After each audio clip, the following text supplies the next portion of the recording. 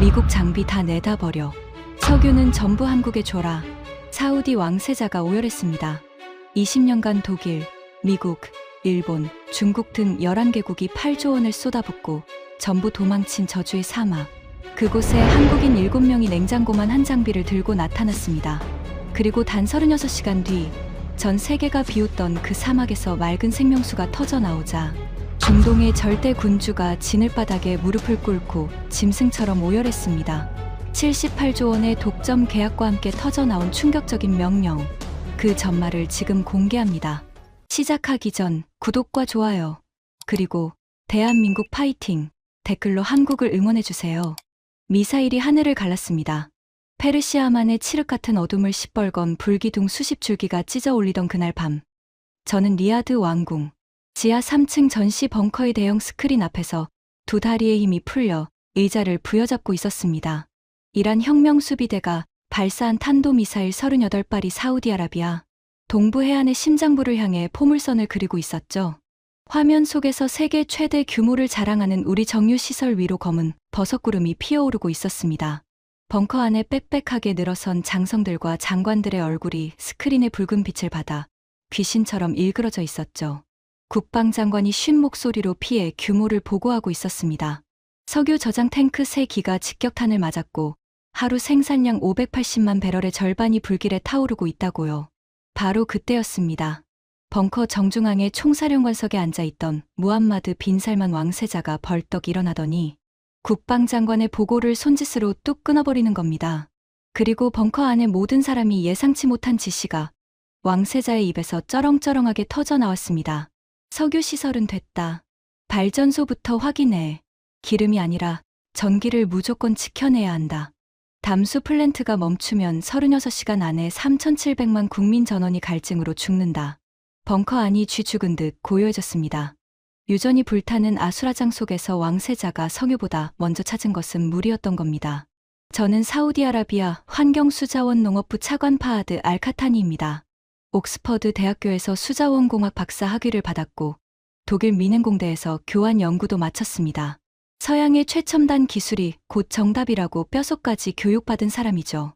25년간 사우디 물 문제만 붙들고 살아왔고 세계 최고의 기업들을 직접 선별해 우리 사막으로 불러들인 장본인이기도 합니다. 왕세자가 왜 수백조 원어치 유전이 타오르는데 발전소를 먼저 챙겼는지 제가 설명드리겠습니다. 이유는 끔찍하리만큼 단순합니다. 우리 사우디아라비아에는 강이 단 한 줄기도 없습니다. 호수도 없습니다. 3,700만 명에 달하는 국민의 목숨은 오직 바닷물에서 소금을 빼내는 횟수, 담수화 플랜트라는 거대한 물 공장에 전적으로 매달려 있는 겁니다. 이 공장을 돌리는 심장이 바로 발전소입니다. 전기가 끊기면 물 공장이 멈추고 수도꼭지에서는 흙먼지만 날리게 되죠. 우리 가정의 물 비축량은 고작 36시간치가 전부입니다. 하루 반입니다. 하루 반이 지나면 갓난아기부터 팔순 노인까지 3,700만 명이 타는 목마름 속에서 피를 토하며 쓰러지는 겁니다. 그 중에서도 제 심장을 가장 아프게 조여오는 것은 따로 있었습니다. 제 10살배기 딸 야스민입니다. 선천성 신장 질환을 앓고 있는 제 어린 딸에게 그 어떤 비싼 약보다 절실한 것은 오직 불순물 하나 없는 깨끗한 물 한 모금이었습니다. 하지만 수자원부 차관이라는 제가 제 딸에게 줄 수 있는 것이라고 마시면 마실수록 장기를 갉아먹는 짠물뿐이었죠. 야스민이 물을 마시고 배를 움켜쥐며 울 때마다 제 가슴에 대못이 박히는 것 같았습니다. 딸을 살리려면 물을 만들어야 합니다. 물을 만들려면 세계 최고의 기술이 필요합니다.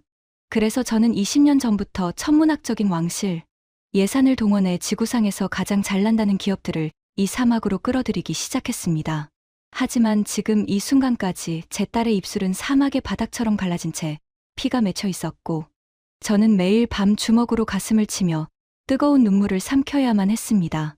그리고 이 끔찍한 이야기의 끝에서 제가 두 무릎을 꿇고 피눈물을 흘리며 용서를 빌게 될 상대가 바로 제가 가장 무시하고 경멸했던 나라, 대한민국이라는 사실을 저는 아직 까맣게 모르고 있었습니다. 20년 전 제가 차관에 부임하자마자 가장 먼저 한 일은 전 세계물 관련 기업의 기술력을 서열화하는 작업이었습니다. 옥스퍼드와 미넨에서 배운 정밀한 분석 능력을 총동원해 기술력, 실적, 신뢰도를 수치화했죠.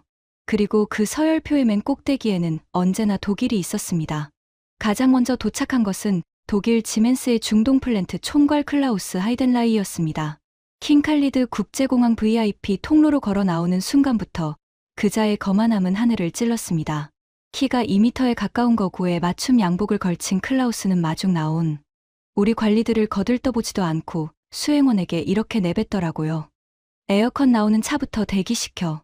이 먼지 구덩이에서 1분이라도 더 서 있으면 폐가 썩겠어. 저는 그 무례한 태도가 불쾌했지만 꾹 참았습니다. 독일 공학이라면 반드시 이 사막의 저주를 풀 수 있다고 굳게 믿었으니까요. 클라우스는 1800페이지짜리 정밀 설계도를 제 책상 위에 탁 내려놓으며 비릿한 웃음을 지었습니다. 차관, 독일 공학은 나사 하나까지 계산합니다. 우리가 지은 플랜트는 신이 내린 성전처럼 완벽할 겁니다. 다만 당신네 현지 인부들이 멍청한 짓만 안 하면 말이오. 그는 우리 사우디 사람들을 기술을 이해 못하는 사막 유목민 취급했습니다. 회의 때마다 통역관을 무시하고 독일어로만 떠들어댔고 현지 엔지니어들의 의견은 코웃음 한 번으로 묵살했죠. 에어컨이 빵빵하게 나오는 임시 사무실에 처박혀서 카푸치노를 홀짝이며 원격으로 지시만 내렸습니다. 52도의 살인적인 폭염 속 현장에서 땀을 흘리며 삽을 든 것은 전부 우리 사우디 하청 노동자들이었죠. 축구장 12개 크기의 부지에 어마어마한 기초 공사가 시작되었습니다. 각각 70톤이 넘는 초대형 여과 탱크들이 크레인에 매달려 사막 한가운데 내려앉는 광경은 정말 대단했습니다. 2,200억 원이 넘는 예산이 독일 본사 계좌로 흘러 들어갔죠. 시운전 첫날, 거대한 배출구에서 맑은 물이 콸콸 쏟아지자 저는 두 주먹을 불끈 쥐며 환호했습니다. 드디어 야스민에게 깨끗한 물을 먹일 수 있다고요. 하지만 그 환호는 정확히 열하루 만에 처참한 비명으로 바뀌고 말았습니다. 이 사막의 미세 모래 입자를 견디지 못하고 독일이 자랑하던 초정밀 필터가 꽉 막혀버린 겁니다. 필터 하나 교체하는 데만 180만 달러가 들었습니다. 게다가 여름 기온이 54도까지 치솟자 열에 약한 독일제 정밀 전자장비들이 줄줄이 녹아내리며 연쇄 폭발을 일으켰죠. 기계실 천장에서 시커먼 연기가 쏟아져 내리고 경보음이 사방을 찢어댔습니다. 클라우스를 급히 불렀습니다. 그자는 현장에 나타나기는커녕 에어컨 사무실에서 전화기를 들고 이렇게 내뱉더라고요. 이건 우리 기술의 문제가 아니오. 당신네 사막이 지구상에서 가장 비정상적인 환경이라는 거요. 신도 버린 땅에서 물을 만들려면 추가 비용이 필요합니다. 추가 비용이라니요. 이미 2,200억 원을 쏟아부었는데 얼마를 더 내놓으란 겁니까? 하지만 더 기가 막힌 일은 그 다음이었습니다. 4년 반을 질질 끌다 결국 두 손을 든 클라우스가 도망치면서 남긴 것은 비겁한 변명. 한마디와 위약금 1,800억 원이 적힌 청구서였습니다. 자기들이 실패해놓고 우리에게 위약금을 물리다니요. 차관님, 계약서를 다시 읽어보시오. 결과 불보증 조항이 분명히 들어가 있소. 우리 독일 기업은 과정에 대한 대가를 받는 것이지 기적을 파는 것이 아닙니다. 그 오만하고 뻔뻔한 웃음을 짓고 클라우스가 전용기에 올라타 사라지는 뒷모습을 지켜보며 저는 이를 으드득 갈았습니다. 하지만 포기할 수 없었습니다. 병원 침대에 누워 아빠 목 안 마른 물 주세요. 라고 읊조리는 야스민의 갈라진 입술이 떠올랐으니까요. 저는 더 강하게 주먹을 쥐었습니다. 독일이 안 되면 미국이다. 반드시 서양의 기술로 이 저주를 풀겠다고요. 독일 다음으로 제가 직접 선별해 불러들인 것은 미국 지 워터의 특수 시스템즈 부사장 브래들리 모건이었습니다. 이자는 미 해군 기술장교 출신으로 핵잠수함에 들어가는 극비 담수화 기술을 보유하고 있다며 사우디 왕궁에서 프레젠테이션을 할 때부터 콧대가 하늘을 찔렀죠. 차관, 독일 놈들은 사막이 뭔지도 모르고 온실 속 장비를 그대로 가져온 거요. 우리 미국은 다릅니다. 펜타곤이 검증한 군사 기술이요. 핵잠수함 안에서 바닷물을 먹는 물로 바꾸는 시스템을 컨테이너 모듈로 만들었소. 독일처럼 크고 무식하게 짓지 않아도 됩니다. 처음 석달은 완벽했습니다. 미국이 가져온 컨테이너 25개가 척척 맞아 돌아가며 맑은 물을 뿜어냈죠. 저는 매일 그 물을 떠서 야스민에게 가져다 주었습니다. 아이의 얼굴에 화색이 돌기 시작했어요. 그런데 첫 번째 모래 폭풍이 들이닥친 날, 지옥문이 열렸습니다. 아무리 밀폐를 철저하게 했다 해도 눈에 보이지도 않는 0.01 마이크로미터의 미세 모래가 장비, 틈새로 파고들어 모든 전자회로 기판을 시커멓게 태워버린 겁니다. 미국 본사에서 엘리트 엔지니어 60명이 긴급 투입되어 한 달 내내 매달렸습니다. 하지만 한 대를 고치면 세 대가 터졌고 세 대를 고치면 10대가 죽었죠. 그리고 브래들리는 실패의 책임을 고스란히 우리 사우디에게 떠넘겼습니다. 우리 장비는 완벽하게 작동했소. 문제는 당신네 나라의 열악한 전력 인프라요. 사우디 변전소가 수시로 전압을 흔들어 대니 어떤 기계가 버틸 수 있겠소? 추가 안정화 작업에 7천만 달러가 필요합니다. 자기들이 만든 장비가 모래 한 줌에 전멸했으면서 우리 인프라 탓을 하다니요. 게다가 7천만 달러를 더 내놓으란 말입니까? 저는 주먹이 파르르 떨릴 정도로 분노했지만 미국 정부와의 외교 관계를 고려하면 책상을 엎어버릴 수도 없는 노릇이었습니다. 결국 브래들리 팀은 우주선 기술로도 이 사막의 모래는 못 막는다는 비겁한 한마디를 남기고 짐을 쌌습니다. 청구서에 적힌 금액은 1,500억 원. 모래바람 한 번에 무너진 펜타곤 기술의 잔해 위에 우리 열쇠만 허무하게 쌓여갔습니다. 세 번째는 일본이었습니다. 일본 팀은 독일이나 미국과는 확실히 달랐습니다. 새벽부터 밤늦게까지 허리를 90도로 굽히며 정말 예술품처럼 정교한 파이프라인을 깔았죠.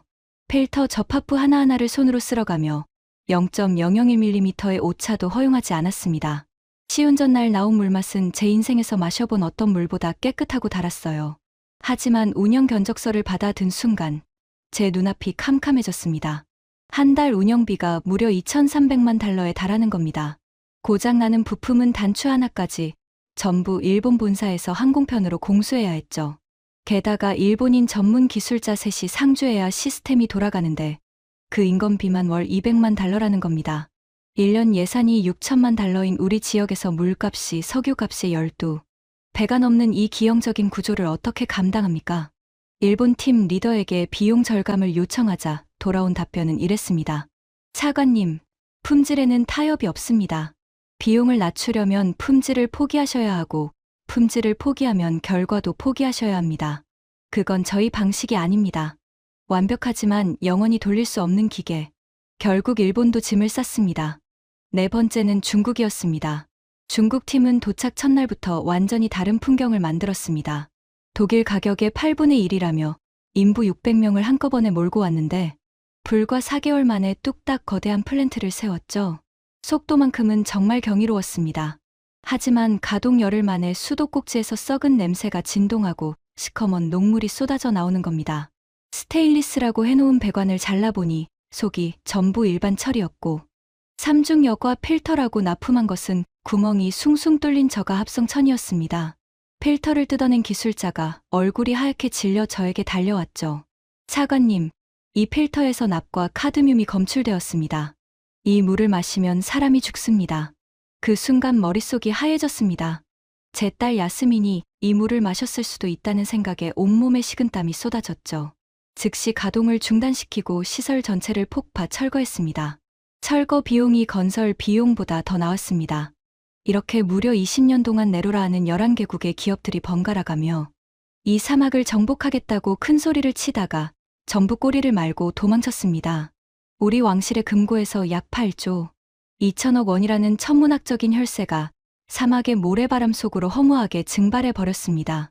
세계 언론은 우리 지역을 가리켜 아무리 돈을 부어도 물 한 방울 나오지 않는 지구, 최악의 돈 먹는 하마라고 비꼬았죠.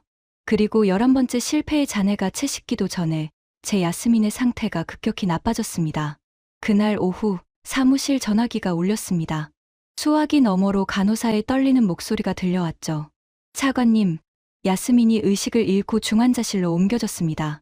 지금 바로 오셔야 합니다. 서류를 집어던지고 미친 사람처럼 병원으로 달려갔습니다. 중환자실 문을 열고 들어선 순간 제 심장이 통째로 뜯겨나가는 것 같았습니다.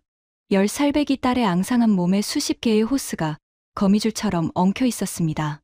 산소 마스크 아래로 드러난 아이의 입술은 수십 년간 비 한 방울 내리지 않은 사막의 바닥처럼 갈라져서 핏방울이 맺혀 있었죠. 투석기가 쉼없이 돌아가고 있었고 아이의 가느다란 팔에는 성인도 버티기 힘든 굵은 바늘이 2개나 꽂혀 있었습니다. 의사가 참담한 표정으로 차트를 내밀었습니다. 신장 기능이 15%까지 떨어졌습니다. 차관님, 솔직하게 말씀드리겠습니다. 깨끗한 물을 안정적으로 공급받지 못하면 야스민에게 남은 시간은 넉넉 잡아 8개월입니다. 8개월이라뇨? 20년을 매달려도 실패한 이 저주받은 사막에서 고작 8개월 안에 무슨 수로 물을 만듭니까? 독일도, 미국도, 일본도, 중국도 전부 도망쳤는데 이 세상에 도대체 누가 남아있단 말입니까? 그날 밤, 저는 텅 빈 사무실에서 혼자 컴퓨터 앞에 앉았습니다. 모니터에 비친 제 얼굴은 몇 년은 더 늙어 있었죠. 두 주먹으로 책상을 내리치며 전 세계 학술 논문과 기술 보고서를 미친 듯이 뒤졌습니다. 그때 사무실 문이 벌컥 열리며 제 부하 직원이자 남부 지역 물관리 책임자인 유세프가 헐레벌떡 뛰어들어왔습니다. 그의 손에는 구겨진 영문 기사 출력물이 들려 있었죠. 차관님, 이것 좀 보십시오. 대한민국이라는 나라의 K워터라는 기관인데 염도 5.2%의 초고농도 염수에서 세계 최초로 99.9% 담수화에 성공했다는 논문입니다. 우리 지역 지하수 염도와 소름 돋게 정확히 일치합니다. 저는 그 기사를 받아 들고 한 줄 한 줄 읽어 내려갔습니다. 그리고 유세프를 올려다보며 물었습니다. 한국이 어디 있는 나라야? 아시아의 동쪽 끝에 있는 작은 나라입니다. 반도체하고 드라마로 유명하다고 들었습니다. 저는 피식 웃음이 나왔습니다. 유세프, 정신 차려. 독일 공학자 슈명이 4년 반을 매달려도 실패하고 미해군 핵잠수함 기술도 모래바람 한 번에 전멸한 곳이야. 그런데 반도체나 만들고 드라마나 찍는 나라가 뭘 어쩌겠다는 건가? 그런데 차관님, 우리에게 남은 선택지가 있습니까? 유세프의 그 한마디에 저는 입을 다물 수밖에 없었습니다. 중환자실에 누워있는 야스민의 갈라진 입술이 떠올랐습니다. 하지만 제 머릿속에는 이미 다른 생각이 자리 잡고 있었습니다. 설령 한국팀을 부른다 해도 내가 직접 나서서 한계를 증명하고 돌려보내면 된다. 서양의 최정예 기업들도 전멸한 이 사막에서 아시아의 무명 기업이 무슨 기적을 부리겠어. 어차피 실패할 것이고 그러면 더 이상 엉뚱한데 기대를 거는 사람도 없겠지. 저는 유세프에게 초청 절차를 진행하되 이 조건을 반드시 넣으라고 명령했습니다. 도착 후 정확히 54시간 내에 WHO 기준을 충족하는 완벽한 수질의 물을 생산할 것. 만약 1분이라도 초과하거나 기준치의 단 한 항목이라도 미달하면 모든 비용은 한국 측이 부담하고 사우디 왕국에서 영구 추방 조치한다. 이것은 초청이 아니었습니다. 옳테면 와보라는 최후 통첩이었죠. 1년을 줘도 모자랄 판에 54시간이라니요. 저는 속으로 쾌재를 불렀습니다. 이 미친 조건을 보면 겁먹고 안 올 것이고 그러면 저희 체면도 지켜지는 거니까요. 그런데 초청장을 보낸 지 불과 15분 만에 제 컴퓨터 화면에 답장 알림이 뜨는 겁니다. 덜컥 가슴이 내려앉았습니다. 벌써 답장이라고요? 저는 떨리는 손으로 마우스를 클릭했습니다. 화면에 뜬 한국팀의 회신은 겨우 2줄이었습니다. 조건 확인했습니다. 54시간은 너무 깁니다. 36시간이면 충분합니다. 내일 오전 엔지니어 7명과 장비 컨테이너 6기가 출발합니다. 저는 모니터를 2번, 3번 다시 읽었습니다. 36시간이라고요? 독일이 4년 반을 매달려 실패하고 미국이 석 달 만에 항복한 이 지옥 같은 사막을 고작 하루 반 만에 정복하겠다고요? 게다가 겨우 7명이라니 이 자들은 미친 건가 아니면 사기꾼인가. 그날 밤 중환자실에서 의식이 오락가락하던 10살 야스민이 가느다란 목소리로 중얼거렸습니다. 아빠, 꿈에서 동쪽 바다 건너 아저씨들이 저한테 시원한 물을 먹여줬어요. 저는 아이의 이마에 입술을 대며 속으로 비웃었습니다. 동쪽 바다 건너라. 한국이라는 그 작은 나라가 과연 독일과 미국도 포기한 이 저주를 풀 수 있을 리 만무하다고요. 36시간 뒤 저는 그 오만함의 대가를 뼈저리게 치르게 됩니다.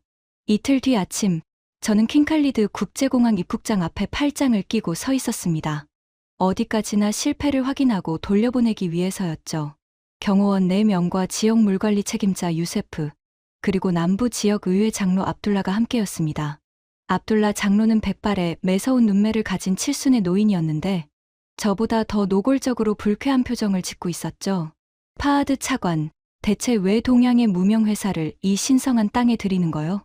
독일과 미국이 못한 일을 그 작은 나라가 해낸다는 건 모래밭에서 진주를 캐겠다는 소리 아닌가.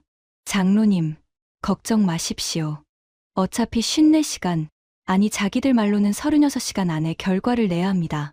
실패하면 그날로 추방이니까요. 저는 여유롭게 웃으며 대답했습니다. 속으로는 이미 추방 절차의 서류까지 머릿속에 그려놓고 있었죠. 입국장 유리문이 열리고 K-워터 마크가 찍힌 남색 작업복을 입은 사람들이 걸어 나왔습니다. 그런데 그 순간 저도 모르게 깊은 한숨이 터져 나오고 말았습니다. 독일 지멘스의 클라우스는 2m에 가까운 거구의 백인 엔지니어 50명을 전투부대처럼 이끌고 도착했었죠. 미국 지휘의 브래들리는 최첨단 장비 케이스 수십 개를 끌고 미군 상륙작전처럼 위풍당당하게 나타났었습니다. 그런데 지금 제 앞으로 걸어 나오는 한국인들이라니요. 제일 키가 큰 사람도 178cm가 될까 말까 한 중년의 아저씨들이었습니다. 짐이라곤 각자 끌고 온 낡은 캐리어 7개와 하드 케이스 4개가 전부였죠. 그중 한 명은 비행기에서 먹다 남은 듯한 김밥을 은박지째 주머니에 쑤셔넣고 있었고, 또 한 명은 두꺼운 뿔테 안경을 코끝에 걸친 채 공항 면세점 방향을 기웃거리고 있었습니다. 압둘라 장로가 참다 못해 코웃음을 터뜨렸습니다. 파하드 차관, 저건 엔지니어가 아니라 관광객 아닌가? 저도 그렇게 생각했습니다. 솔직히 말하면 웃음이 나올 뻔했어요. 그때 일행 가운데서 까무잡잡하게 햇볕에 그을린 중년의 사내가 성큼 걸어 나왔습니다. 다른 사람들보다 반뼘 정도 작은 체구의 손바닥은 두꺼운 굳은 살로 딱딱하게 굳어 있었죠. 무표정한 얼굴, 말이 없는 눈. 하지만 그 눈동자 깊숙한 곳에는 뭐라고 설명하기 어려운 묵직한 불꽃이 타오르고 있었습니다. 안녕하십니까. K-워터 특수 플랜트 팀장 박정우입니다. 유창하지는 않지만 또박또박한 영어였습니다. 그의 뒤로 멤버들이 한 줄로 섰죠. AI 시스템 담당 이 박사, 기계설비 베테랑 강 반장, 전기제어 전문가이자 육군 공병대 출신 오 기사, 신소재 필터 권위자 한 박사, 배관 용접의 달인 노 기사, 그리고 수질 분석 전문가 서 연구원. 딱 7명이었습니다. 저는 일부러 거만한 눈빛으로 그들을 위아래 훑었습니다. 팀장님, 실례지만 장비는 어디 있습니까? 독일은 축구장 12개 크기의 플랜트를 지었고 미국은 컨테이너 25개를 끌고 왔는데요. 박정우 팀장은 감정 없는 목소리로 짧게 대답했습니다. 모듈 컨테이너 6기가 화물기로 오고 있습니다. 오후에 도착합니다. 겨우 6개라고요? 미국이 25개를 가져와서도 전멸했는데 제가 비웃듯 되묻자 그는 아무런 표정 변화 없이 고개만 살짝 끄덕였습니다. 6이면 충분합니다. 그 담담한 태도가 오히려 저를 더 화나게 만들었습니다. 저 사람은 자신감인가 무모함인가, 아니면 이 사막이 얼마나 잔인한 곳인지 아예 모르는 무지인가. 그날 오후 한국에서 공수된 컨테이너 6기가 대형 트레일러에 실려 현장에 도착했습니다. 마을 사람 수백 명과 장로들이 구경을 하러 몰려들었죠. 컨테이너 문이 육중한 소리를 내며 열리는 순간 군중 사이에서 폭소가 터져 나왔습니다. 저게 뭡니까? 저건 우리 집 냉장고보다 작은 것 같은데. 압둘라 장로가 허리를 잡고 비웃었습니다. 그도 그럴 것이 컨테이너 안에서 나온 장비는 가정용. 양문형 냉장고만 한 크기의 네모난 금속 상자 6개가 전부였으니까요. 과거 독일 팀이 끌고 왔던 아파트 한 동만 한 여과 탱크의 위용과 비교하면 그야말로 장난감이었습니다. 차관님, 저걸로 뭘 하겠다는 건지 정말 이해가 안 됩니다. 당장 돌려보내야 하는 거 아닙니까? 유세프가 조심스럽게 물었지만 저는 오히려 입꼬리를 올렸습니다. 좋아. 냉장고 상자 6개로 사막을 정복하겠다는 코미디를 끝까지 구경해주지. 그때 박정우 팀장이 조용히 제 앞으로 걸어왔습니다. 그리고 아까 공항에서와 똑같은 무표정한 얼굴로 단호하게 말했습니다. 차관님, 한 가지 정정할 것이 있습니다. 정정이라니요? 우리가 보낸 이메일에는 36시간이라고 적었습니다만 현장을 보니 상태가 예상보다 좋습니다. 독일과 미국이 남긴 기초 토목과 배관이 상당 부분 재활용 가능합니다. 그래서요? 30시간이면 됩니다. 내일 오후 2시에 이 파이프에서 맑은 물이 쏟아지는 걸 두 눈으로 보여드리겠습니다. 압둘라 장로의 웃음이 뚝 멈췄습니다. 저는 콧방귀를 꼈지만 심장 한 구석이 미세하게 쿵 내려앉는 걸 느꼈습니다. 저 사람의 눈에는 허세꾼의 불안이 전혀 없었거든요. 오히려 수백 번의 현장을 밟아 온 사람만이 가질 수 있는 차갑고 정확한 확신이 서려 있었습니다. 하지만 저는 그 직감을 억지로 눌러버렸습니다. 아시아의 무명 기업이 독일과 미국을 넘을 리가 없다고요. 다음 날 새벽 5시, 아직 해가 뜨기 전이었습니다. 저는 한국 팀이 얼마나 허술하게 일하는지, 직접 확인하고 약점을 잡아서 조기 추방시킬 생각으로 현장에 나갔습니다. 그런데 제가 도착했을 때 이미 7명 전원이 헤드랜턴을 이마에 동여매고 칠흑 같은 어둠 속에서 장비를 조립하고 있었습니다. 잠을 잔 겁니까? 제가 물었더니 강 반장이라는 기계설비 담당이 씩 웃으며 대답하더라고요. 잠은 비행기에서 잤습니다. 여기선 일하러 왔으니까요. 해가 떴습니다. 기온이 순식간에 치솟기 시작했죠. 오전 10시에 이미 48도를 넘겼고 정오가 되자 52도의 살인적인 폭염이 사막을 달궈댔습니다. 가만히 서 있기만 해도 정수리가 타들어가고 숨이 턱 막히는 지옥이었죠. 그리고 여기서 저는 지난 20년간 겪어보지 못한 광경을 목격하고 말았습니다. 독일의 클라우스는 에어컨 사무실에서 원격으로 지시만 내렸습니다. 미국의 브래들리는 SUV 차량 안에서 아이스 커피를 마시며 현지 인부들에게 소리쳤죠. 52도의 현장에서 땀을 흘리며 삽을 든 것은 항상 우리 사우디 하청 노동자들이었습니다. 그런데 이 한국인들은 달랐습니다. 박정호 팀장이 두꺼운 작업복 상의를 훌렁벗어 던지더니 70kg은 좋게 나가 보이는 쇠파이프를 두 어깨에 걸치고 나르기 시작하는 겁니다. 볕에 달궈진 쇠를 맨살로 만지면 순식간에 화상을 입는 온도였습니다. 강 반장은 용접 마스크를 뒤집어 쓰고 불꽃을 튀겼고 오 기사는 배전반 안에 상반신을 쳐박고 전선 다발을 정리하고 있었죠. 그들의 작업복은 땀으로 짜면 물이 뚝뚝 떨어질 정도로 흠뻑 젖어 있었고 얼굴은 햇볕에 시뻘겋게 달아올라 있었습니다. 제발 그만두십시오. 현지 인부를 부르겠습니다. 이 더위에 직접 하다간 쓰러집니다. 제가 놀라서 뛰어가 말리자 박정호 팀장이 땀으로 범벅이 된 얼굴을 소매로 쓱 닦아내며 조용히 말했습니다. 차관님, 내 손으로 조이지 않은 나사는 믿지 않습니다. 이 더위쯤은 아무것도 아닙니다. 그것만이 아니었습니다. 한국팀은 현장 한쪽에 거대한 흉물처럼 방치되어 있던 독일과 미국의 폐기물, 더미 속을 마치 보물 창고처럼 뒤지기 시작했습니다. 강 반장이 녹슨 독일제 대형 파이프를 두꺼운 장갑 낀 손바닥으로 탕탕 두드려보며 소리쳤죠. 팀장님, 이 독일제 메인 수로관 쓸만합니다. 역시 독일 철강은 무식할 정도로 튼튼해요. 내부 스케일만 긁어내면 우리 모듈에 바로 연결할 수 있습니다. 오 기사도 끊어진 미국제 변압기의 코일을 이리저리 살펴보며 고개를 끄덕였습니다. 이 변압기 코일 살아있네요. 접점만 새로 붙이면 우리 제어 시스템에 딱 맞겠습니다. 기초 토목이랑 100V 배전 라인도 이미 다 깔려 있으니 공사 시간 확 줄일 수 있어요. 수백억 원짜리 새 장비를 요구하며 처음부터 다시 땅을 파야 한다고 우기던 서양의 거만한 엔지니어들과는 접근법이 완전히 달랐습니다. 이들은 남들이 쓰레기로 버린 것에서 무기를 만들어내는 야전의 실용주의자들이었던 겁니다. 오후가 되자 뿔테 안경의 이 박사가 노트북을 펼쳐들고 장비의 선을 연결했습니다. 화면에 복잡한 그래프와 수치들이 폭포수처럼 쏟아지더라고요. 차관님, 이것이 K-워터의 AI 적응형 제어 시스템입니다.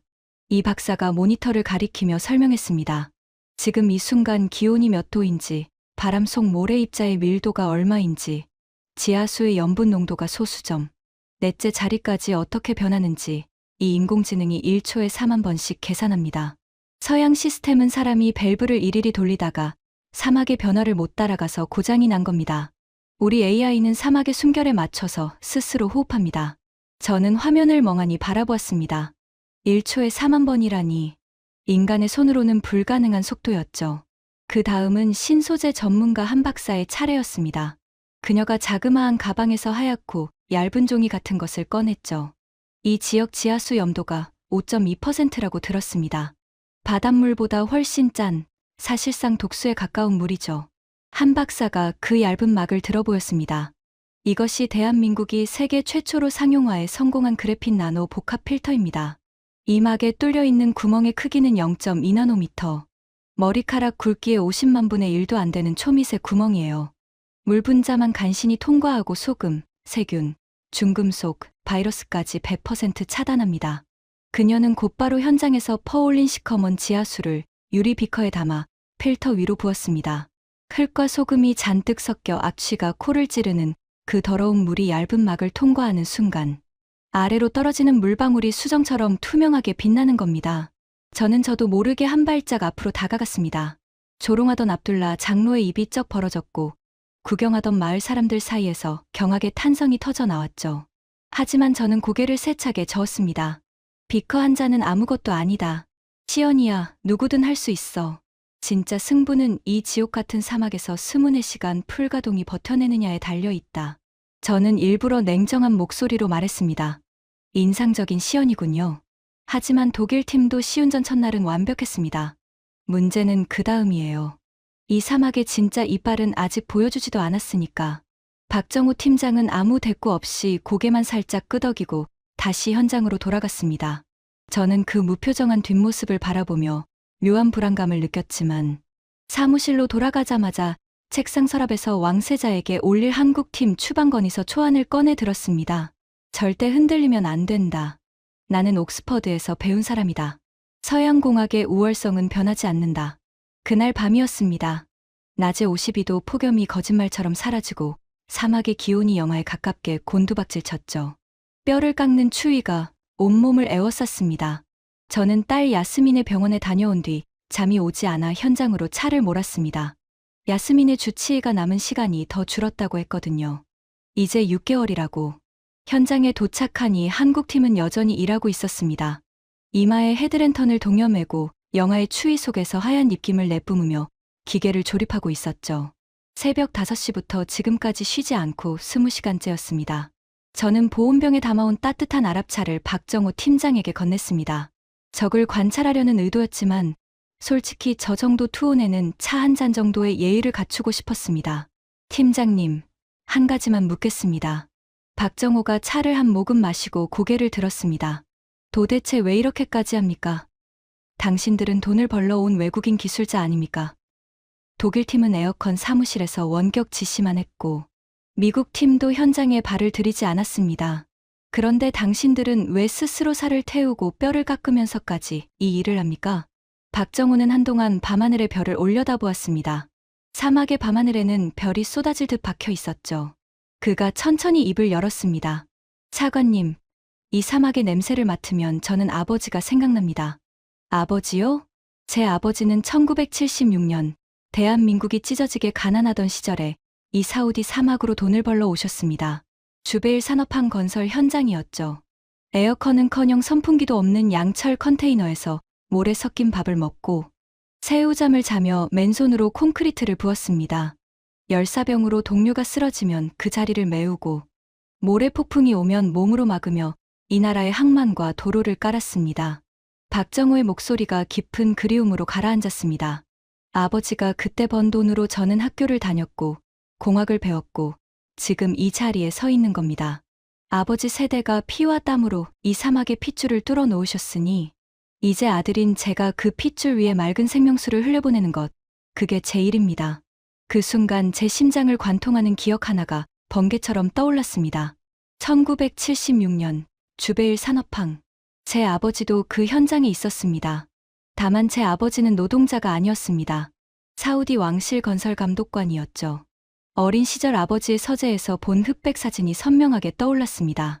사우디 감독관 복장을 입은 아버지 뒤로 볕에 그을린 동양인 노동자 수십 명이 헬멧을 쓰고 서 있던 사진. 아버지는 그 사진을 가리키며 제게 말했었습니다.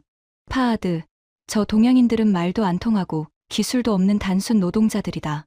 하지만 일은 끝내주게 한다. 소처럼 묵묵히 시키는 대로 하거든. 앞으로 사우디가 진짜 기술이 필요할 때는 반드시 서양의 전문가를 불러야 한다. 동양인은 손발일 뿐이야.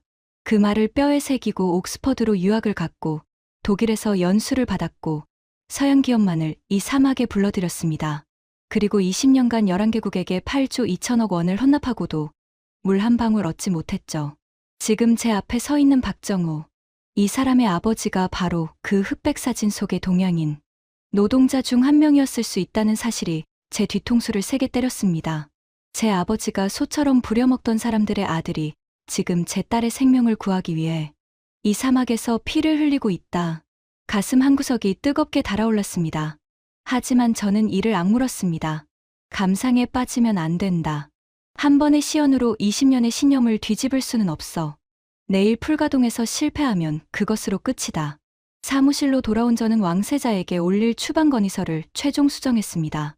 한국팀이 36시간 조건을 충족하지 못할 경우 즉시 추방하고 이후 아시아 기업의 사우디 인프라 참여를 영구 차단하는 내용이었죠. 결재란에 제 서명을 꾹 눌렀습니다. 그리고 내일 아침 풀가동 결과를 확인한 직후 왕세자 집무실로 보낼 예정이었습니다. 제 서명의 잉크가 마르기도 전에 사막은 지옥의 문을 열 준비를 하고 있었습니다. 다음 날 아침 9시 한국팀이 도착한 지 정확히 25시간째 수백 명의 마을 주민과 장로들이 현장에 몰려들었습니다. 저는 추방 건의서를 양복 안주머니에 넣은 채 팔짱을 끼고 서 있었죠. 실패를 확인하면 그 자리에서 왕세자 비서실에 팩스를 넣을 생각이었습니다.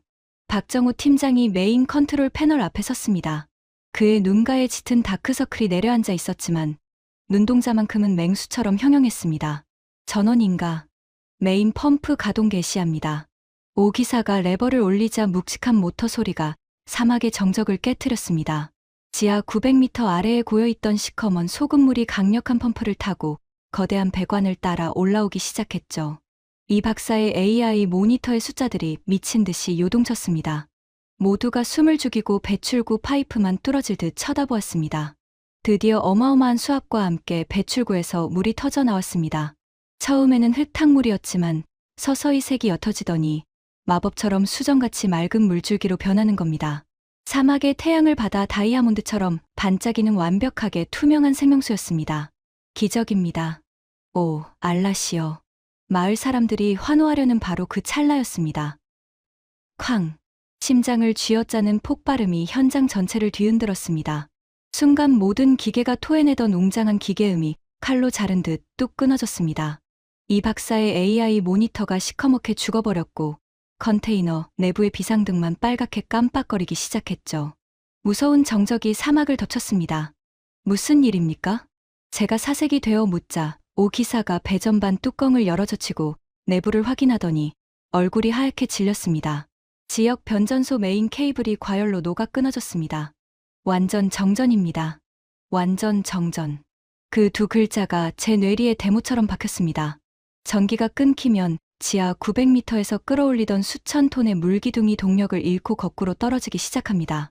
이 역류하는 고농도 소금물이 그래핀 필터를 강타하면 필터가 찢어지며 장비 전체가 돌이킬 수 없는 고철로 변하는 겁니다. 남은 시간은 고작 8분. 독일도 미국도 바로 이 사막의 전력 불안정 앞에서 무릎을 꿇었던 겁니다. 그때 독일의 클라우스가 뭐라고 했었죠? 사우디 인프라가 문제라고. 미국의 브래들리도 변전소 탓을 했었고요. 드디어 꼬리가 잡혔다. 이 한국 팀도 결국 같은 벽 앞에서 쓰러질 것이다. 저는 양복 안주머니에 추방 건의서를 꽉 움켜쥐었습니다. 그때였습니다. 공병대 출신 오 기사가 핏발선 눈으로 마을 사람들을 향해 귀청이 찢어질 목소리로 외치는 겁니다. 지금 당장 트럭이란 트럭은 전부 끌고 오십시오. 픽업이든 화물차든 닥치는 대로 전부요. 시간이 없습니다. 그의 절박하고도 확신에 찬 외침에 마을 사람들이 사방으로 흩어져 달려갔습니다. 5분 만에 크고 작은 트럭 18대가 흙먼지를 일으키며 현장으로 돌진해 왔죠. 오 기사는 도착하는 트럭마다 허겁지겁 보닛을 열어젖히고 굵은 점프 케이블로 자동차 배터리들을 직렬 연결하기 시작했습니다. 불꽃이 사방으로 튀고 합선되는 날카로운 소리가 사막을 찢었죠.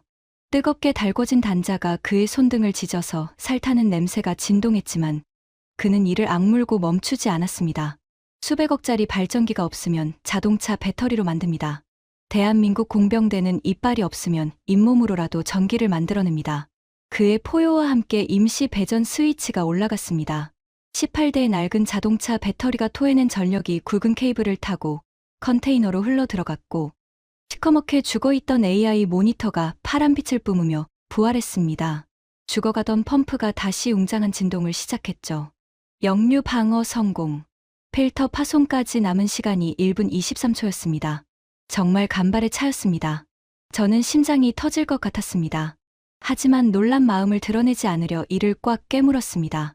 인정할 수 없었습니다. 자동차 배터리로 수백억짜리 시스템을 되살리다니. 이건 공학이 아니라 마술이잖아. 하지만 이건 운이 좋았을 뿐이야. 이 사막의 진짜 이빨은 아직 나오지 않았어. 그리고 제 생각이 맞았습니다. 안도의 한숨을 내쉬려는 바로 그 순간 서쪽 지평선이 핏빛으로 물들기 시작했습니다. 맑았던 태양이 순식간에 가려지고 대낮인데도 사방이 칠흑 같은 어둠에 잠겼죠. 저 멀리서 대지를 뒤흔드는 낮고 무거운 진동이 발바닥을 타고 올라왔습니다. 모래의 벽이 하늘을 삼키며 달려오고 있었습니다. 시속 130km의 초강력 모래폭풍, 하부부. 사우디 사람들이 이 세상에서 가장 두려워하는 죽음의 장막이 이 작은 한국 팀과 냉장고, 상자 6개를 향해 입을 벌리고 있었습니다.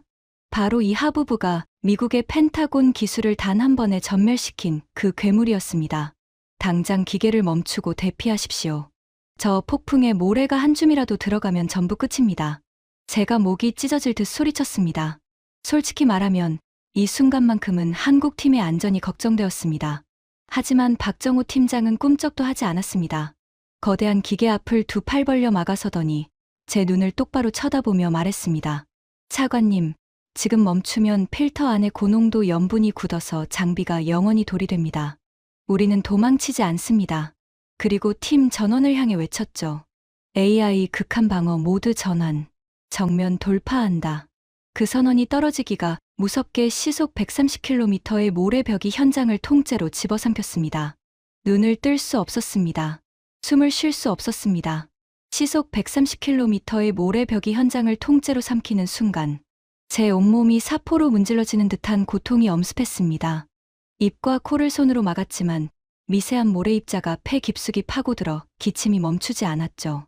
이 하부부가 바로 미국지의 펜타곤 기술을 단 한 번에 전멸시킨 사막의 괴물이었습니다. 0.01 마이크로미터의 미세 모래가 아무리 밀폐된 기계, 틈새로도 비집고 들어가 전자회로를 시커멓게 태워버리는 무차별 공격. 브래들리가 60명의 엘리트를 투입하고도 두 손 두 발 다 들었던 바로 그 악몽이 지금 한국팀의 냉장고, 상자 6개 위에 쏟아지고 있었습니다. 이제 끝이다. 이 폭풍이 지나가면 저 장비들은 전부 고철이 된다. 제가 속으로 확신하는 바로 그때 뿔테 안경에 이 박사의 열, 손가락이 키보드 위를 눈에 보이지 않을 속도로 미친 듯이 날아다니는 겁니다. AI 극한 생존 모드 전원 완료. 흡입구 각도 25도 편향, 필터 내압 170% 상승, 배출 밸브 0.3초 간격 자동 개폐. 한국의 인공지능이 스스로 살아남기 위해 사막의 괴물과 정면으로 맞서 싸우기 시작한 것이었습니다. 1초에 4만 번씩 밸브 각도와 수압을 미세 조정하며 밀려드는 모래를 신들린 듯이 튕겨내고 있었죠. 미국의 시스템이 사람의 손에 의존하다가 전멸한 바로 그 공격을 한국의 AI는 인간이 따라갈 수 없는 초인적 속도로 방어하고 있었습니다. 하지만 대자연의 분노는 인간의 계산을 비웃듯 더 잔인하게 몰아쳤습니다. 쾅! 귀를 찢는 금속 충돌음이 폭풍 소리를 뚫고 울려 퍼졌습니다. 허공을 날아오던 육중한 철판 조각 하나가 독일팀이 남기고 간 폐구조물에서 뜯겨나와 메인 펌프의 핵심 동력축을 정면으로 강타한 겁니다. 소름 끼치는 파열음과 함께 펌프가 처절한 비명을 지르며 멈춰버렸습니다. 팀장님, 메인 펌프 동력축 완전 파손. 동력이 끊어집니다. 강 반장의 절규에 현장이 순식간에 초상집이 되었습니다. 예비 부품은 없었습니다. 이 특수 고압 펌프는 한국 본사에서 사막의 수압을 견디도록 맞춤 제작한 것이라 사우디 전체를 뒤져도 대체할 부품이 존재하지 않았죠. 끝났다. 20년간 기다려온 기적이 고작 철판 조각 하나에 산산조각 났다. 제가 눈을 질끈 감으려는 순간이었습니다. 강 반장이 벼락 맞은 사람처럼 벌떡 일어나더니 폐기물 더미 속으로 몸을 던졌습니다. 모래 폭풍이 시야를 완전히 삼킨 칠흑 같은 어둠 속에서 그가 온몸의 흙과 피를 뒤집어 쓴 채 끌고 나온 것은 4년 전 독일팀이 쓰다 버린 구형 펌프 덩어리였습니다. 팀장님, 이 독일제 폐펌프를 우리 배관에 강제로 물리겠습니다. 하지만 두 파이프를 맞대어 보니 규격이 달라 7mm나 되는 틈이 벌어졌습니다. 이 틈으로 고압의 물이 새면 시스템 전체가 폭발합니다. 어댑터가 없습니다. 이 틈을 메울 패킹이 없어요. 누군가의 절망적인 외침이 모래바람에 삼켜졌습니다. 그 찰나 오 기사가 허리춤에서 시퍼런 공구칼을 꺼내 들었습니다. 그리고 뒤도 돌아보지 않고 자신들이 타고 온 지프차로 달려가더니 멀쩡한 뒷바퀴 타이어에 칼을 꽂고 사생결단으로 톱질을 시작하는 겁니다. 두꺼운 고무 조각을 잘라낸 오 기사가 피와 땀이 뒤범벅된 얼굴로 외쳤습니다. 이 타이어 고무로 7mm 패킹을 만듭니다. 강 반장, 당장 용접기 가져와요. 시속 130km의 모래 폭풍 한가운데서 용접 불꽃을 피우는 것은 바람에 불꽃이 튀어 온몸에 화상을 입을 수 있는 자살행위나 다름없었습니다. 그때 박정호 팀장을 포함한 나머지 5명이 용접 작업을 하는 두 사람. 주위를 빈틈없이 에워싸기 시작했습니다. 시속 130km의 모래벽이 그들의 맨등을 채찍처럼 후려쳤습니다. 작업복이 찢어지고 피부가 갈라지며 시뻘건 피가 배어나왔지만 단 한 명도 한 발짝 물러서지 않았습니다. 서로의 어깨를 껴안은 채 굳건한 바위산처럼 우뚝 서서 완벽한 인간 방패가 되어 준 것이었죠. 강 반장이 이를 악물고 용접 불꽃을 튀겼습니다. 고무가 타들어가는 매캐한 연기와 금속이 녹는 시뻘건 불꽃이 모래바람 속에서 뒤엉겼죠. 독일의 거만한 폐펌프와 한국의 최첨단 AI 모듈이 낡은 지프차, 타이어 조각을 매개로 하나가 되는 순간이었습니다. 수백억을 들인 독일 공학이 쓰레기로 버린 것을 한국의 7명이 피와 살을 섞어 되살려낸 것이었죠. 용접 완료. 패킹 밀착 확인. 메인 펌프 재가동합니다. 묵직한 진동과 함께 죽어있던 펌프가 비명을 지르며 다시 돌기 시작했습니다. 멈췄던 물길이 거대한 수압을 품고 배관을 따라 다시 뻗어나갔죠. 4시간 동안 세상을 집어삼킬 듯 몰아치던 모래폭풍이 서서히 기세를 잃고 물러가자 구름 사이로 사막의 태양이 쏟아졌습니다. 독일이 남기고 간 강철 탱크는 종이처럼 구겨져 처박혀 있었고 미국의 스마트 장비 잔해는 모래에 완전히 파묻혀 흔적조차 찾을 수 없었습니다. 그 죽음의 벌판 위에 오직 한국의 냉장고 상자 6개만이 우렁찬 기계음을 토해내며 눈이 부시도록 투명한 생명수를 콸콸 쏟아내고 있었습니다. 이 박사가 깨진 뿔테 안경에 묻은 먼지를 훔치며 수질 측정기를 물줄기에 가져다 댔습니다. 수질 검사 결과 보고합니다. 탁도 0.02, 염도 0.008%, 중금속, 대장균, 바이러스 전 항목 불검출, WHO 최고 등급 프리미엄 음용수 기준을 100% 완벽 통과했습니다. 이 물은 지금 당장 신생아에게 먹여도 아무런 문제가 없는 지구상에서 가장 깨끗한 물입니다. 저는 양복 안주머니에 손을 넣었습니다. 추방 건의서가 손끝에 닿았죠. 바로 그 시각, 제가 새벽에 발송한 그 추방 건의서가 리야드 왕궁, 왕세자 비서실 책상 위에 올라가 있었습니다.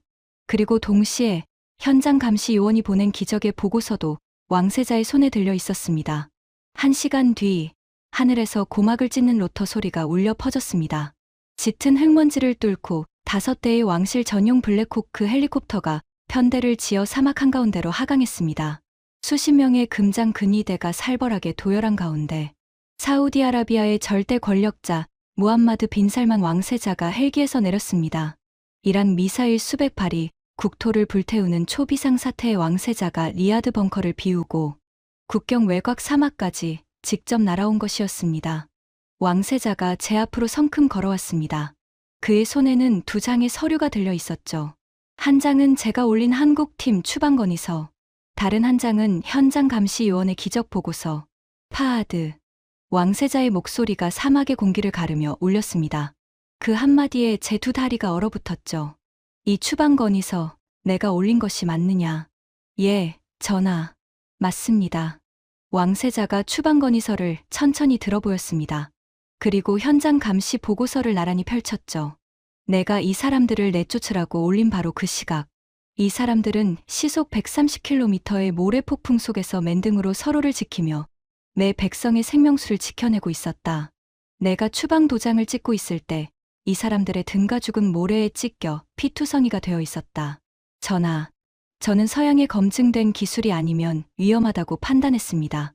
제가 옥스퍼드에서 배운 공학적 기준으로는. 옥스퍼드? 왕세자의 눈이 칼날처럼 빛났습니다. 내가 옥스퍼드에서 배워온 그 잘난 서양 기업들이 20년간 8조 2천억 원을 삼키고 도대체 뭘 남겼느냐? 독일은 위약금을 청구하고 도망쳤고 미국은 우리 인프라 탓을 하고 짐을 쌌다. 내 눈으로 직접 봤을 것이다. 그런데 겨우 7명이 피투성이가 되어 만들어낸 이 물이 WHO 최고 등급을 통과했다는 보고를 받고도 넌 추방 서류를 들고 서 있었단 말이냐. 저는 아무런 대꾸를 할 수 없었습니다. 2 다리에 힘이 풀려 그 자리에 무릎이 꺾였죠. 왕세자는 제 추방 건의서를 2 손으로 찢어 모래바닥에 내던졌습니다. 그리고 콸콸 쏟아지는 물줄기 바로 아래로 걸어가 최고급 전통 의상이 흙탕물에 젖는 것도 아랑곳하지 않고 자신의 두 손으로 직접 물을 떠서 마셨습니다. 한 모금, 두 모금, 세 모금. 그리고 이란의 미사일 수백 발 앞에서도 눈 하나 깜짝하지 않던 중동의 철인이 사막 한가운데서 두 무릎을 꿇더니 양손으로 얼굴을 감싸고 어린아이처럼 오열하기 시작했습니다. 오, 알라시여. 기적이 일어났습니다. 내가 밤새 피눈물을 흘린 이유는 유전이 타서도 달러가 아까워서도 아니었습니다. 전기가 끊기면 내 3,700만 백성이 36시간 안에 갈증으로 죽어간다는 그 공포 때문이었습니다. 수백억 달러를 쏟아붓고도 미국도 독일도 해결 못한 이 끔찍한 저주를 당신들 한국인이 풀어냈습니다. 왕세자가 자리에서 일어나 피투성이인 박정우 팀장의 두 손을 덥석 부여잡았습니다. 절대 왕족이 평민 이방인의 손을 먼저 잡는 것은 사우디 역사에 전례가 없는 파격이었죠. 오늘 이 시간부로 전 세계에 선포한다. 사우디아라비아 전역에 건설될 350개 신규 담수화 플랜트의 독점 파트너는 오직 대한민국이다. 총 580억 달러, 한화 약 78조 원에 달하는 모든 계약을 한국과 즉시 체결한다. 그리고 독일과 미국이 남기고 간 장비는 전부 내다 버려라. 왕세자가 수행 장관들을 돌아보며 목소리를 높였습니다. 그리고 내 말을 똑똑히 새겨들어라. 만약 앞으로 우리 한국 형제들이 석유 한 방울이라도 부족해 어려움을 겪는 날이 온다면 사우디의 유전을 통째로 열어 한국에 퍼다 주어라. 이 사람들은 오늘 우리 왕실과 생명의 피를 나눈 진정한 형제다. 군중이 폭발했습니다. 코리아 만세, 대한민국 만세. 수백 명의 함성이 사막의 하늘을 뒤흔들었죠. 저는 무릎 꿇은 채 고개를 들 수 없었습니다. 20년간 서양만이 답이라고 믿었던 제 신념이 옥스퍼드에서 배운 채 오만이 아버지에게 물려받은 편견이 한순간에 모래처럼 무너져 내리고 있었습니다. 바로 그때 산소호흡기를 단 채 휠체어에 앉은 제 딸 야스민이 간호사의 호의를 받으며 현장에 나타났습니다. 아빠, 동쪽 바다 건너 아저씨들이 왔다면서요. 저도 보고 싶어요. 박정우 팀장이 피와 기름때에 절은 두 손을 맑은 물로 정성스럽게 씻어냈습니다. 그리고 투명한 유리컵에 물을 가득 담아 야스민의 휠체어 앞에 한쪽 무릎을 꿇고 눈높이를 맞추었죠. 그의 투박하고 상처투성이인 손이 아이의 앙상한 손을 감싸며 컵을 건넸습니다. 야스민은 떨리는 두 손으로 컵을 잡고 물을 한 모금 넘겼습니다. 두 모금, 세 모금. 그리고 아이의 커다란 눈에서 투명한 눈물이 뚝뚝 떨어졌습니다. 아빠, 물이 달아요. 배가 하나도 안 아파요. 아빠, 나 이 물 매일 마시고 빨리 나을 거예요. 다 나으면 한국에 가서 아저씨처럼 사람 살리는 물 과학자가 될 거예요. 꼭이요. 저는 더 이상 참을 수 없었습니다. 차관의 위신도 옥스퍼드의 자존심도 다 내팽개치고 흙바닥에 이마를 박으며 오열했습니다. 그리고 박정우 팀장에게 기어가 그의 상처투성이 손을 부여잡으며 처절하게 말했습니다. 용서해 주십시오. 제 아버지는 50년 전 당신의 아버지를 단순한 노동자로 무시했습니다. 그리고 아들인 저도 그 편견을 고스란히 물려받아 당신들을 공사판 인부의 나라라고 경멸했습니다. 당신들을 추방하려 했습니다. 그런데 당신들은 원하는커녕 제 딸의 생명을 살려주셨습니다. 두 세대에 걸쳐 우리 가족에게 생명을 선물해 주셨습니다. 이 빚을 제가 어떻게 갚아야 합니까? 박정우 팀장이 무표정하던 얼굴에 처음으로 따뜻한 미소를 지으며 제 손을 잡아 일으켜 세웠습니다. 차관님, 빚이라뇨? 반세기 전 제 아버지가 이 사막에서 흘린 땀방울 덕분에 저는 밥을 먹고 학교를 다니고 엔지니어가 될 수 있었습니다. 사우디는 제 아버지에게 삶을 주신 은인의 나라입니다. 아버지의 땀이 뿌려진 이 사막의 아들인 제가 생명수를 흘려보내는 것, 그건 빚이 아니라 감사입니다. 그 말을 듣는 순간 제 가슴 속에서 50년 묵은 거대한 벽이 와르르 무너져 내렸습니다. 제 아버지가 무시한 동양인 노동자들, 그들은 사우디의 도로와 항만을 피땀으로 지었고 그 아들 세대는 사우디의 생명줄인 물을 피를 흘려가며 만들어냈습니다. 우리가 무시할 때도 추방하려 할 때도 그들은 묵묵히 우리를 살렸습니다. 시청자 여러분, 제가 두 무릎 꿇고 눈물을 흘린 것은 한국의 기술력 때문만이 아닙니다. 시속 130km의 모래 폭풍 속에서 제 딸과 같은 이 땅의 아이들을 살리기 위해 기꺼이 맨등에 피를 흘린 그 마음 때문이었습니다. 세계 지도를 펼쳐보면 유라시아 대륙 동쪽 끝에 조그맣게 자리 잡은 나라가 보입니다. 대한민국. 하지만 그 작은 나라 사람들은 20년간 11개국의 최첨단 기술이 전멸한 사막에서 냉장고만 한 상자, 6개와 지프차 타이어 한 조각으로 기적을 만들어냈습니다. 그 기적의 뿌리는 반세기 전 50도의 폭염 속에서 맨손으로 콘크리트를 부으셨던 대한민국 아버지 세대의 피와 땀이었습니다. 쇠막대 아래서 맨눈으로 용접 불꽃을 견디시고 선풍기 한 대 없는 양철 컨테이너에서 모래 섞인 밥을 삼키며 묵묵히 나라의 주춧돌을 놓으셨던 당신들. 밤낮 없이 미싱을 돌리고 캄캄한 탄광에서 검은 땀을 흘리며 이역만리 타국에서 맨몸으로 삶을 버텨내신 우리 어르신들. 누군가는 오늘 이 사막에서 일어난 일을 기적이라고 부르지만 저는 이제 압니다. 이것은 기적이 아니라 당신들이 피와 뼈로 물려주신 위대한 유산입니다. 이 나라를 이토록 굳건하게 일구어내시고 자녀들을 세계 최고의 인재로 길러내신 어르신들의 헌신에 머나먼 사우디의 사막에서 한 사람의 아버지로서 진심 어린 감사를 올립니다. 사우디 왕세자가 무릎 꿇고 오열한 것은 한국의 기술이 아니라 바로 당신들이 물려주신 대한민국의 혼이었습니다. 지금까지 사우디 사막에서 벌어진 한국 엔지니어 7명의 36시간 기적이었습니다. 반세기 전 이 사막에서 땀을 흘리셨던 아버지 세대의 헌신이 오늘 생명수로 돌아온 자랑스러운 이야기. 주변 소중한 분들께 널리 공유해 주세요. 우리가 얼마나 대단한 민족인지 함께 나눌 때 그 자부심은 더 커집니다. 구독과 좋아요도 부탁드립니다. 지금까지 감동 피치였습니다. 감사합니다.